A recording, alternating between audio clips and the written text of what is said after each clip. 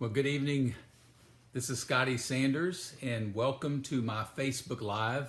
It's hard to believe, but this is actually episode 53. So I've started this a little over a year ago, and so I'm not averaging one a week, but probably about 45 a year. So again, this is episode 53. So thanks for joining it. You know, on Mondays, I always talk about it's always good to get things off to a good start. I hope you've had a great start to this week.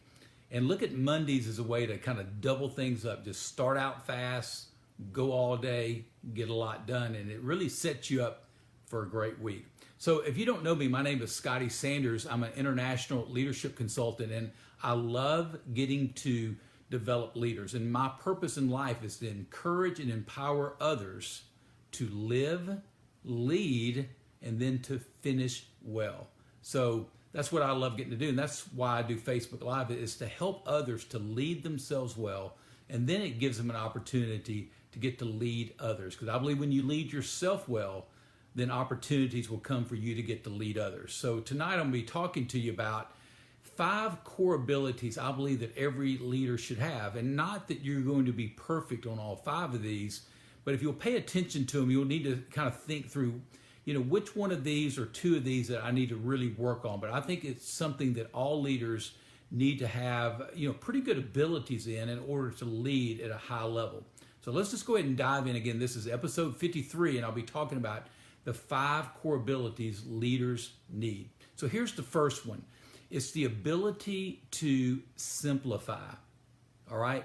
Now, we live in a, chaotic, complex, complicated world, and people are seeking simplicity. They don't want their leaders to make things more complicated. Conversely, make it simple for people. So learning how to simplify, you know, the ability to take something that's complicated and make it simple. You may know some people like this. I know a few folks. This isn't a criticism of them, but they can sometimes take something simple and do the opposite and make it more complicated. That's not worth a lot, to be honest with you, okay? It may seem like, gosh, they know a lot about a subject, but it's really about the ability to take something complicated and then make it very simple.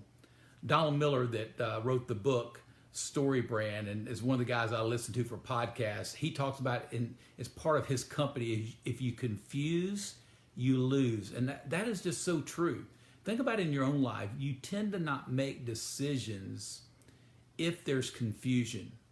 Even if it's the right thing to do, you're not going to pull the trigger if you're a little bit confused or things are fuzzy.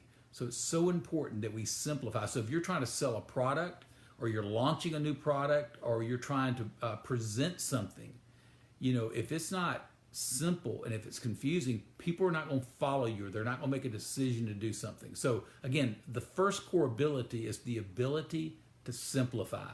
That's just a good thing in life. Just keep it really, really simple. Here's the second core ability.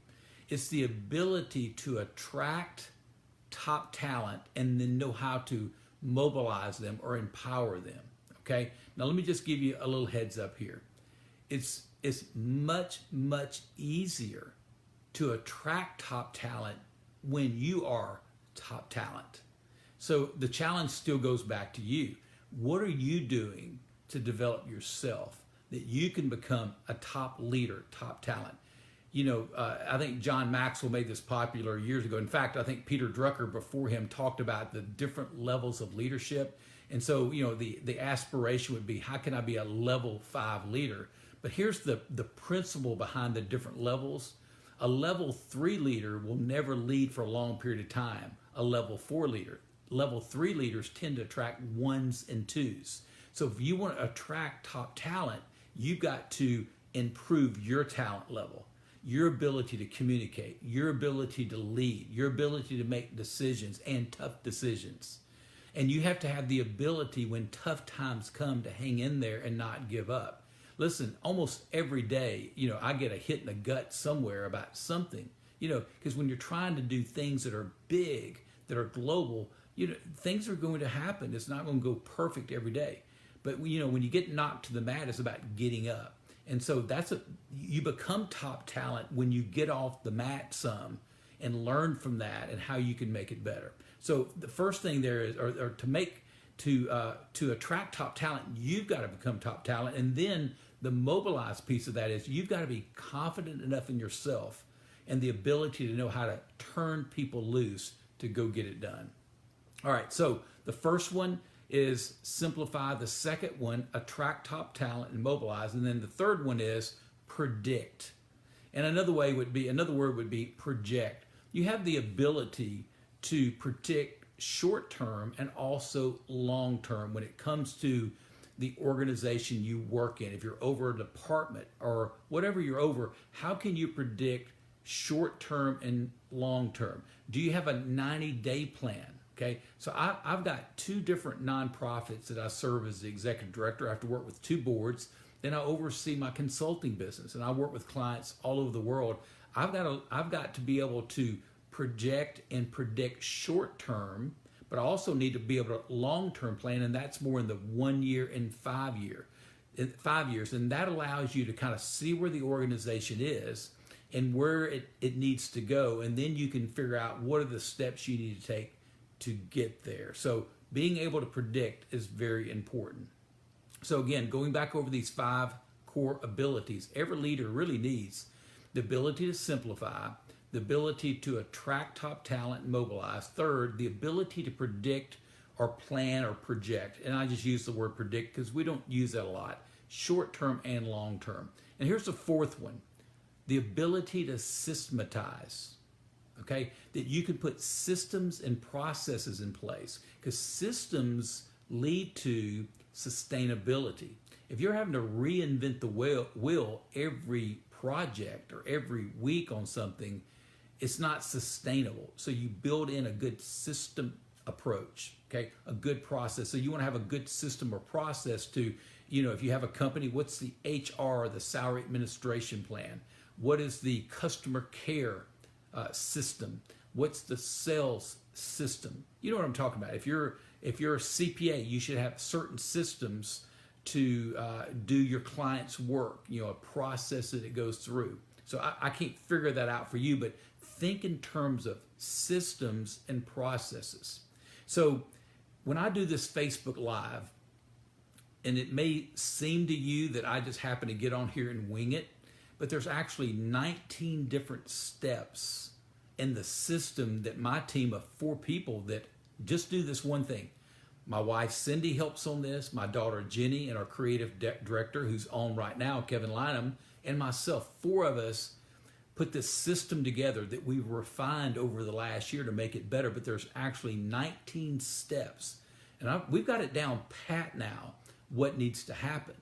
But when we first started out, we didn't know what those steps were, so we had to figure them out, and then we had to refine the system to make it better. Now we've got it where we can do it, I think, at a pretty high level. So if you're interested in getting that, if you'll contact me, get me your email, I'll send it to you. In fact, I was talking to some leaders just the other day. Send that to me as an example. I'd be glad to do that for you, or one of my assistants will take care of that, okay? So systematize is important. So your core processes, what those are. So think about what are your core processes or systems that you need. And then number 5. So let's just go back over it again. So first is to simplify. Second is the ability to attract top talent and mobilize. 3, predict. 4, systematize. Seems like I'm saying that kind of weird. Maybe I'm not getting that out exactly. Build in processes. It's easier for me to say processes. And then number 5 is structure. So you want to build a structure, an organization that reduces complexity and improves efficiency, all right? So thinking always, don't put all these layers of bureaucracy and make it, again, complicated. You want to keep things very agile within the organization, that you can move quickly on things. Things are changing too quickly. You want to make it where your organization can turn on a dime, and that gives you a huge advantage in the marketplace, because most companies, they're really drawn toward complexity and deeper structures versus a more agile structure. So rather than slow, think about going fast. So, and part of that would be being agile when you've made a mistake, that you can acknowledge that mistake and you can move quickly to correct that. All right. So those are the 5 core abilities that I believe every leader needs to have, have some pretty good skills in that. So again, can you simplify things in the way you communicate, in the way you plan, so forth. 2, do you have the ability to attract top talent and mobilize them? Can you predict things, lay out a plan, short term and long term? Number 4 is, what was number 4? 4 is systematize. Okay, can you put things in systems? And then number 5 is having a good structure that is agile, moves quickly, is not complicated, is not complex, and it's something that you can make it very efficient. All right, so I want you to think about, what are the 2 of these 5 would you say you need to work on the most? And I think it'd be a good exercise for you to identify what those 2 are, okay? And then think about some ways that you can work on improving those, okay? And there's nothing wrong with getting some other people on your team to help you with that, all right? And then I'd like to ask you to do this. I've not asked you this for a while, but I'm going to ask you a favor. Would you please post for me, what is your biggest takeaway from my talk tonight, okay? And if you'll do that, I'm going to share one other little piece of information related to this, but I'd love to hear, what is your biggest takeaway? Because when I'm hearing what your takeaways are, it really helps me to see if I'm really speaking into things that help you to improve as a leader. If you don't give me a takeaway, I'm wondering if you're getting any takeaways to share, all right? So let me share with you ways that you can learn and improve. So if you're interested in improving in these core abilities, so let me give you 3 quick things. And there are others, but here's 3 that I would recommend to you. The first one may cost you a little bit, because hire a coach, all right? Hire someone that can coach you. And I'm really providing free coaching for you. I have some people I coach.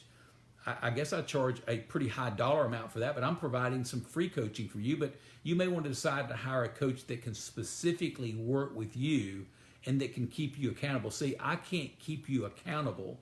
I want to challenge you. I want to encourage you. I want to empower you, but really there's not any accountability. A coach can keep you accountable and can work up a specific plan for your needs. So you may want to consider doing that. And then number 2, you know me, I'm big on reading books. I'm reading a couple of books right now, and typically I read somewhere between 30 and 50 books a year. I used to read more than that. And then the third thing you do that really didn't cost you anything, listen to podcasts. I've got a road trip coming up Wednesday, and I might listen to some podcasts. I might actually be with one of my partners in this, so I might not have time because he and I will be hanging out. But if I've got a 45-minute commute, I don't look at that as a negative. I'm like, wow, I got 45 minutes there and back. I can listen to a podcast or listen to a book if I choose to do that. That's a learning opportunity. So listen to podcasts, and don't forget, listen to Facebook Live. And I would highly recommend a guy named Scotty Sanders. You may want to check him out. Well, listen, I hope this has helped you. And I would really appreciate you sharing this with others. That would mean a lot to me. Please do that. If you do it, I'll send you a personal thank you for doing that, because that helps me to get my message out. But it also says to me that this was of value and it was worth you sharing. So, if you want to be an encourager, that's one of the ways that you can encourage me, and it will probably encourage some others as well. Well, listen, I hope you have a great rest of the week. And I'll be leading well the rest of this week. I hope you will too. Until next time we get together, take care.